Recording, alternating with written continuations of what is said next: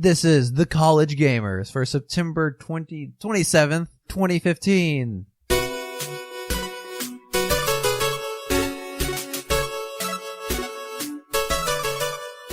Hello again, Taft. Hey, Mike. So funny story, everyone. My hard drive died on my computer. Yep, and it's his computer. We're sitting here in the room looking at his completely torn apart computer tower right now. Yeah, it's mangled. I was like exchanging components, trying to make things work. And long story short, we had a great hour-long show. I had cut it, edited it. It was good to go when everything just hit the shite hit the fan hard. The podcast gods did not want us to put that because it was too perfect. It was a good episode. It was a very good episode. And unfortunately, I'm going to try and recover it, and if I do recover it, I will definitely post that at some point, but right now, I'm really not sure what I'm going to do right now. Yeah, I guess just get a new hard drive maybe? I don't know. That's probably what I'm going to do, but you know what? I said, Taft, you free? Because we got to do this. We got to do this for y'all. Yeah, nothing stops the college gamers, Mike. Nothing. Nothing stops the college gamers. You know what that means? Except for exams. Except for exams. News time. Breaking news.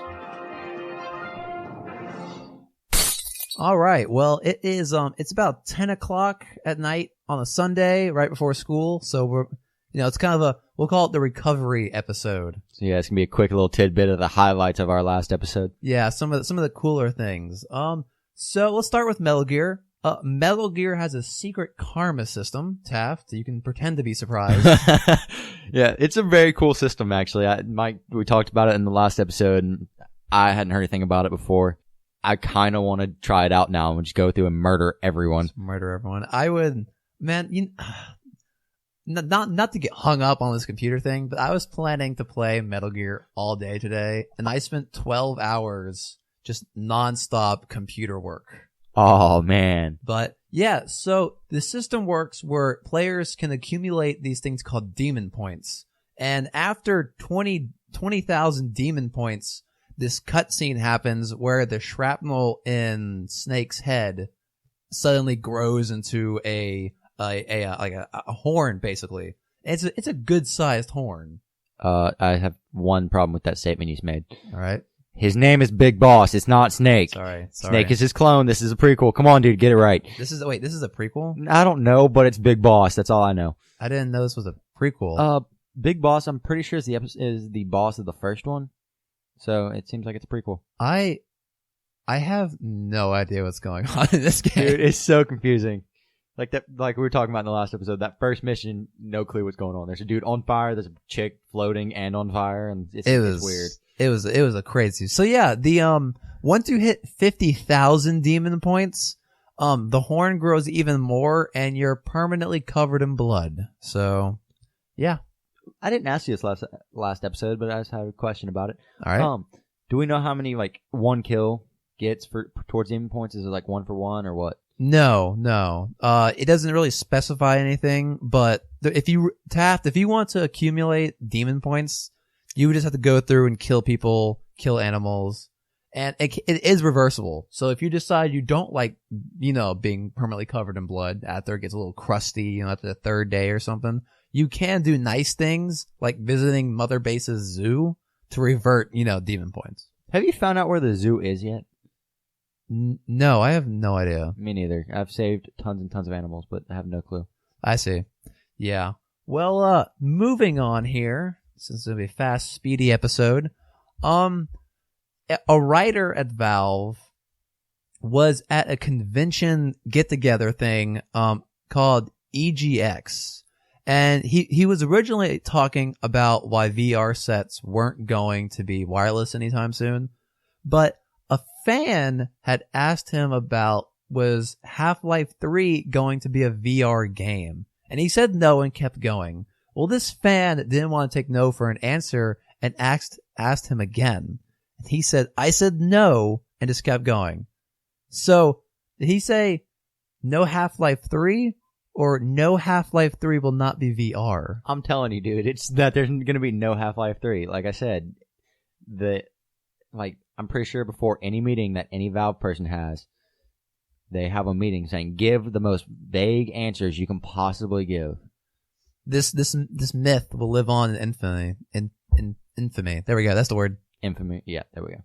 So, yeah, I mean, you never know. They might be making a Half-Life 3. Yeah, but we just talked about it. So how many years does that set it back again? 10. 10 years? 10. And so we mentioned it like 7 times in this one episode, so. Every time someone says Half-Life 3 confirmed, they go back and rewrite the script. Oh, Half-Life 3 confirmed. Uh-oh. Now we're probably going to be old men by the time it's out. Is Half-Life 3 confirmed? Half-Life 3 is confirmed. Is it? Is it? Half-Life 3 with no VR is confirmed. There we go. Or at least it's confirmed that Half-Life 3 will not have VR. Yes. If it's ever made, which it won't be. Yes, exactly. Well, speaking of VR being, VR is an acronym, an acronym. You know what else is an acronym? I believe that it would be CSGO? And TBS. There we go. That was a really bad transition. Yeah. But you know what? It is late at night. I can say whatever I want. Yeah. Woo!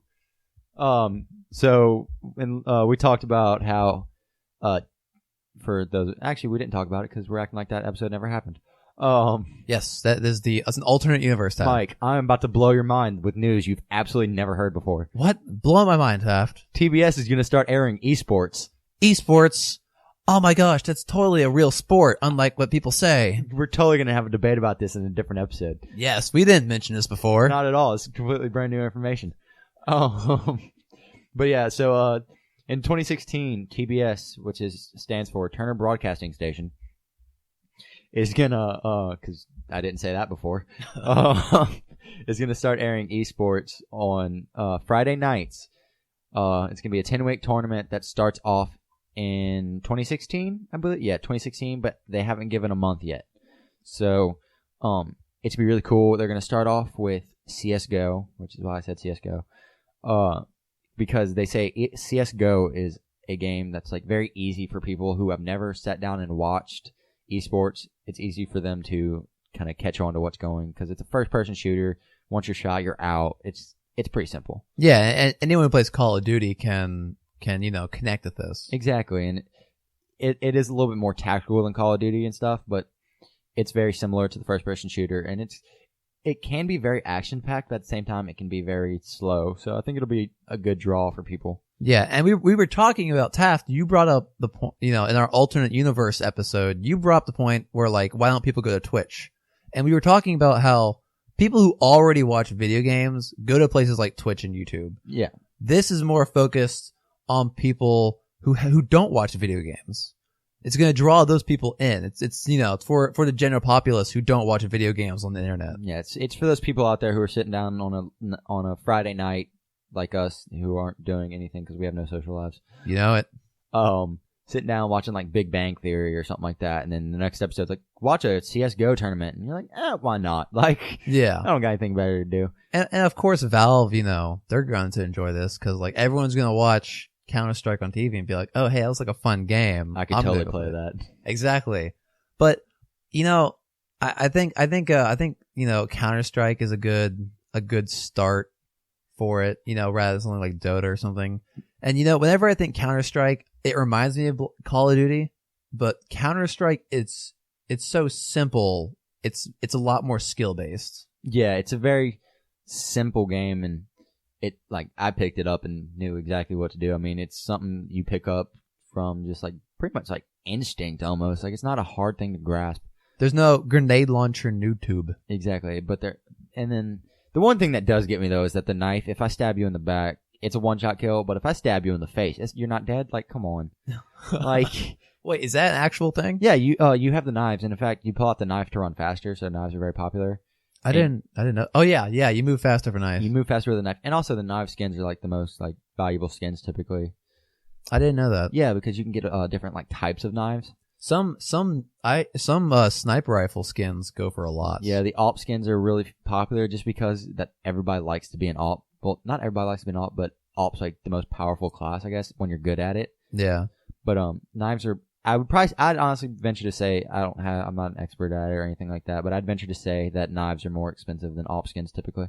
I would say. Well, there are some pretty cool knife skins. There are some very cool knife skins. And So- they just got some new ones, too. Have you seen those, like the Shadow Blades or whatever? I have not. I don't really pay that much attention to Counter-Strike. It's two very tiny blades. You have one in each hand. Like you Oh, punch. you dual wield? And you punch. Oh, that's so It fantastic. goes between your middle finger and your ring finger. It looks really cool. That's awesome. Yeah.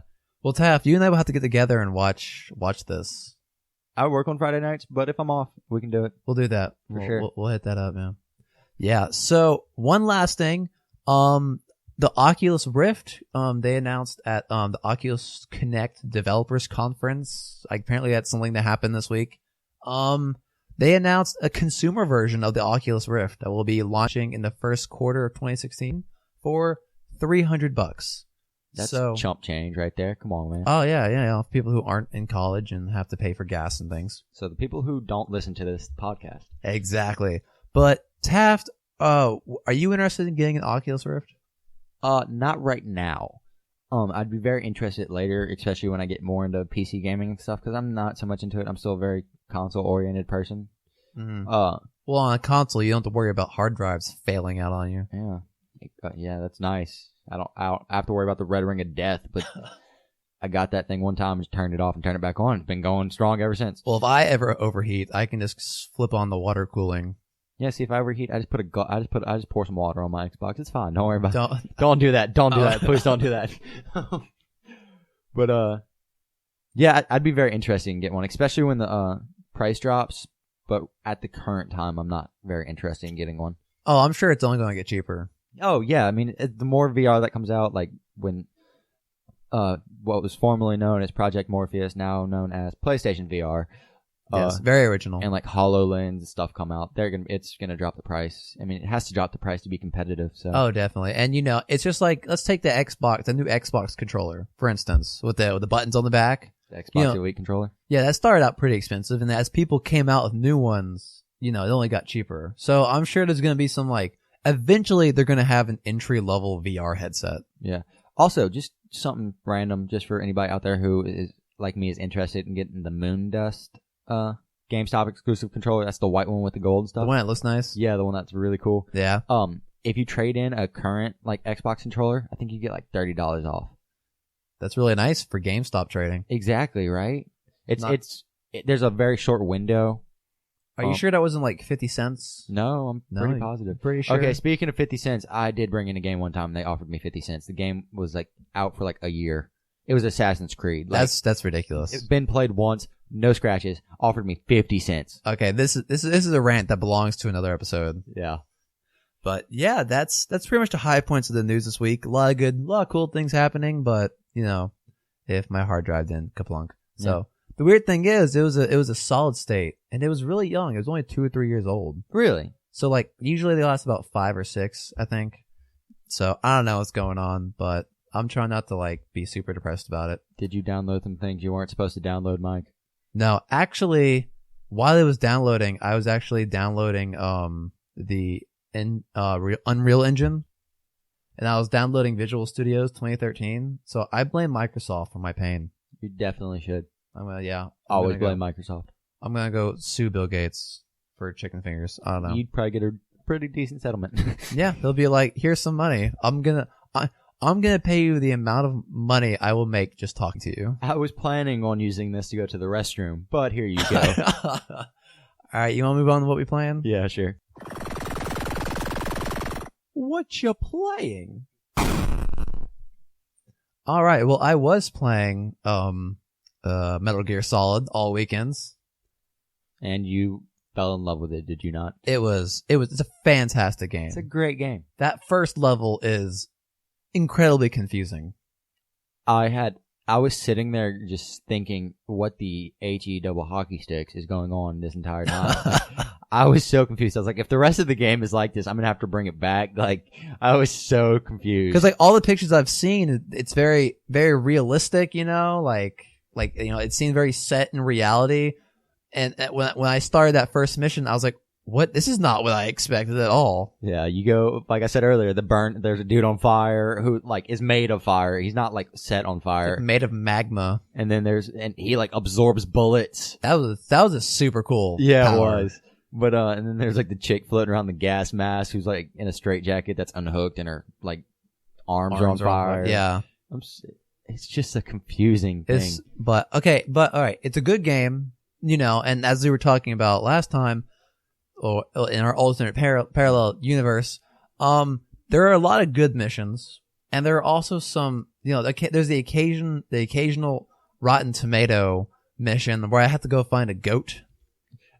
I, like you, cleared out that entire town and have yet to find that freaking goat. I just can't. I'll sit on the hill and just scan back and forth. I don't know where he is. I feel like he's like directly behind us at all times. Like always, whenever you blink, he moves. Yeah, like I feel like when you're sitting there on that hill scan and he's just like sitting there eating some grass right behind you.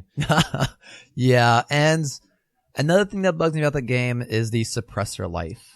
That is honestly, I'd probably say that's the most aggravating thing in the game because like I'm trying to sneak into a fort. Yeah. That has like 50 guys in it, and I only have 20 bullets that I can like 20 suppressed bullets I can use. Exactly, and when you run out of suppressor lifespan, what do you do then? You can't melee everyone. You can. It's just really hard.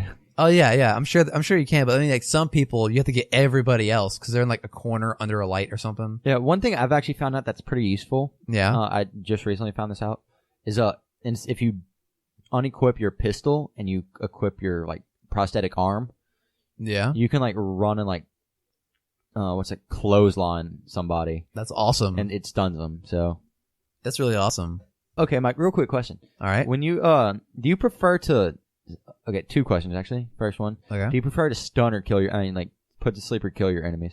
You mean like stun, sleep, or kill? No, like either they're stunned or sleeping or they're dead. I'd rather stun them just because I feel like just killing them is the easy way. Yeah.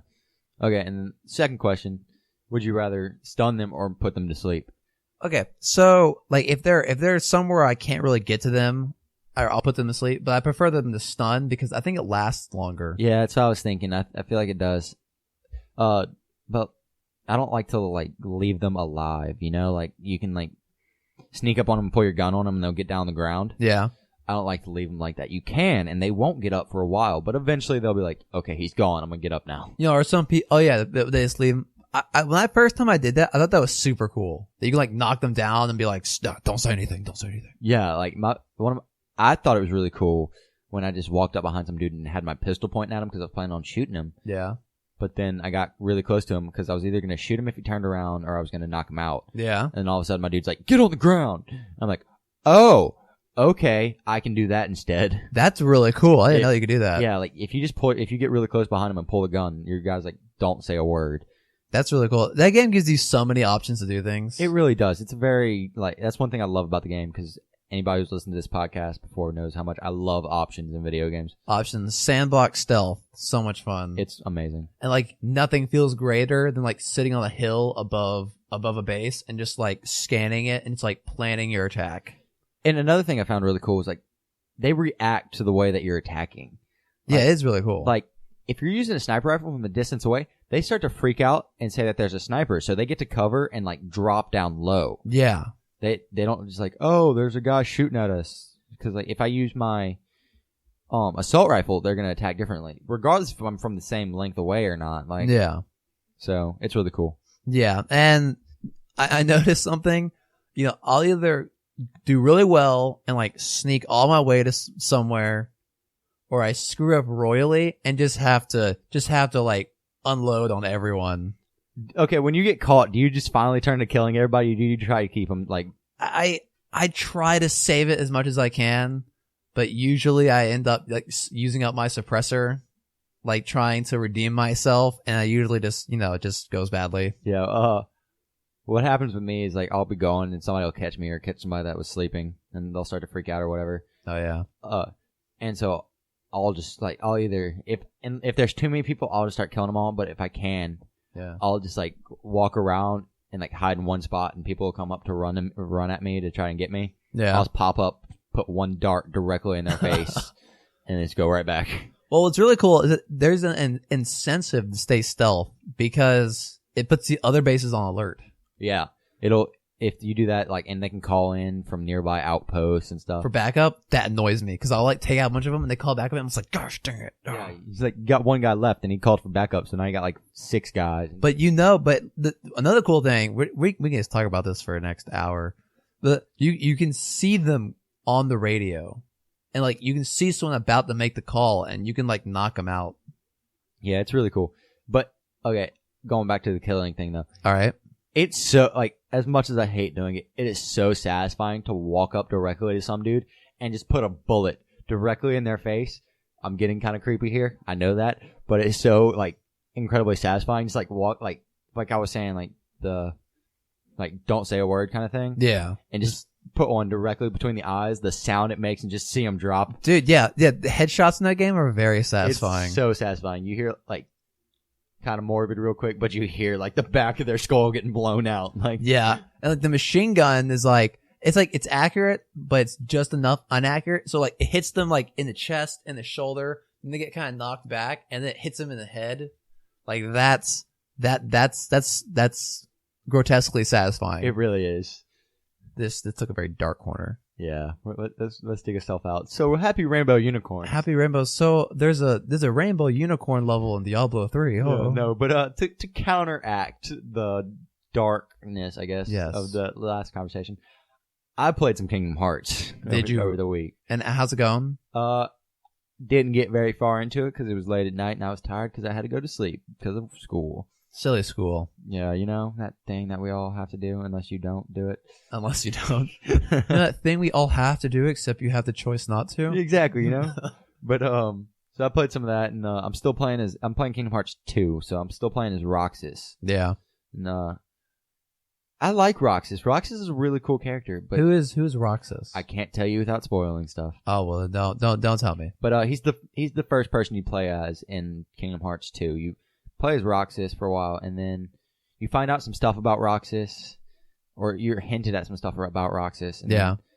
Then, at one point, just kind of like everything just kind of floods in about information about Roxas, and soon after you start to play Zora. I see. Okay, those names are kind of ringing a bell. But Zora's the main character. He's the one that is the first one to get a Keyblade. Oh yeah. Okay. From the first game. Yes. Okay. All right. I know what Yes. you're talking about. And honestly, Sora's one of my favorite characters, like in general, from like gaming. He's really? He's such a cool character. I was watching a video earlier today about the most useless video game characters ever. And by the way, Slippy was the top of the list. Slippy? Yeah. Who's Slippy? You ever play the Star Fox? I did, and he's the frog. Apparently he's the most, because he hops and anyway. Yeah, he does nothing. Yeah, he does nothing. But he was talking about the girl, from the first Kingdom Hearts. Kyrie? Kyrie does absolutely nothing. She is literally unconscious for 3/4 of the game. And I remember that. I played that game forever ago, and I remember her just being like absolutely useless. And then when she is conscious, she does nothing. She does absolutely nothing. She freaks out because Zora's now unconscious. Like, yes, she's then- a waste of time. yeah, he was complete waste. But okay, there is no other couple I ship more than Kyrie and Sora. They are my OTP. Your OTP? What is Yeah. that? I spend too much time on the internet, and that is called the only true pair. The only true pair. Yeah. I see. So they're like made for each other. They are made for each other, and I got into like an actual like argument with somebody at work the other day who is also into Kingdom Hearts, really into Kingdom Hearts, and how he says that they're just friends. The whole concept of the game is just friendship. Oh my gosh. Which is true. The whole concept of the game is how friendship's awesome, but Yeah. there is no way on earth that they are not going to be more than friends. Like, Well, Taft, in in your defense, it's really not that hard to get you into a legit argument. It is one of your pastimes. like I said in the hypothetical last episode, I would make a great politician. You would. I can argue all the time. Yes. All right. Well, yeah. I think that's about it. Yeah, that's it for this short episode, I guess. This recovery episode. Again, we'll be back to our full final form next week. It's not even our final form. No, it's not. And hopefully I'll have a new hard drive working, or I guess we'll just record on my lap. Thank goodness my laptop's still working. Yeah. I don't know what I would have done. And I managed to get all the sound bumpers from like recording through my mixer and like going through Audacity, or going from what do you call it? Like the media player for Windows through the mixer and through Audacity, I managed to like cut out all the sound bumpers. So fortunately, I could get those back. Look at you being all ingenuitive. Yeah, look at me. I got some resourcefulness. You would think you were a computer science major. Almost, but instead I'm flipping burgers. I don't know. All right. Well, I think that's it for this late night episode. A little loopy. I don't know. Almost seeing things. Yeah. Thanks, guys, for listening, I guess. Yeah. Yes. Thank y'all. And again, we'll have a full episode next week. You can contact the show with through the email collegegamersshow@gmail.com. You can follow me on Twitter, BlueCals with a Z. Taff still doesn't have a Twitter. I'm going to set it up this week. Just, Mike, you got to remind me. He's going to say that every week, and I'm not going to remind him because it's entertaining. Yeah, thanks, guys, for listening. Can't wait to hear what y'all think about the episode. Yes, feedback is great. And I think that's it. That's it. All right, everyone, have a good week, and I hope no one else's hard drives fail. Bye. Later. Blue Cow Radio.